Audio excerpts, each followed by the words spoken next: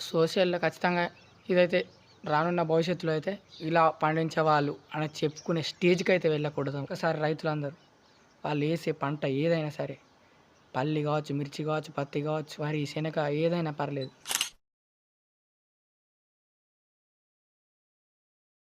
తల్లి పాలు బిడ్డకు బలం, వర్షపు నీరు భూమికి బలం, ఈ దేశానికి రైతు బలం.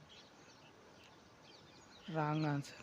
ఈ దేశంలో రైతుకున్నంత బరువు బాధ్యత ఎవరికీ లేదు. అలాగని విలువ కూడా వాళ్ళకే లేదు.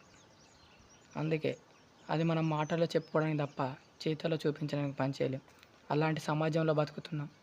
ఇప్పుడు ఈ రోజులలో డాక్టర్ కొడుకుని డాక్టర్ని చేస్తున్నారు, ఇంజనీర్ కొడుకుని ఇంజనీర్ చేస్తున్నారు. కానీ ఒక రైతు కొడుకును మాత్రం రైతుని చేయలేకపోతున్నారు. ఎందుకు? ఈ ప్రపంచంలో వాళ్ళకున్న విలువ ఎంత? మిమ్మల్ని మీరు ప్రశ్నించుకోండి. ఒక్క సంవత్సరం అయితే నాకు తెలిసినంత వరకు ఒక్కసారి రైతులందరూ వాళ్ళు వేసే పంట ఏదైనా సరే, పల్లి కావచ్చు, మిర్చి కావచ్చు, పత్తి కావచ్చు, వరి, శనగ ఏదైనా పర్లేదు, ఒక్క సంవత్సరం బంద్ చేయండి. అప్పుడు తెలుస్తుంది రైతుల విలువ ఈ ప్రపంచానికి. వాళ్ళకు కనీసం వాల్యూ కూడా ఇస్తలేరు. ఇంకా చెప్పుకోవడానికి చాలామంది ఇలా రైతు బలం అదని ఇదని చెప్పుకుంటారు. ఇలాంటి సమాజంలో బతుకుతున్నాం మనం. ఒకవేళ ఓ డాక్టర్ కొడుకును రైతు ఎందుకు చేయలేకపోతున్నాడు? ఒక ఇంజనీరు తన కొడుకును ఫార్మర్ ఎందుకు చేయలేకపోతున్నాడు? సమాజం అలా తయారైంది. ఎవరిది వాళ్ళు అలా చూసుకుంటూ వెళ్ళిపోతున్నారు. రాను రాను ఇప్పుడు ఒక రైతు కూడా నేను రైతు చేయాలనుకుంటలేదు. ఎందుకంటే తను చూస్తున్నాడు ఈ సొసైటీని.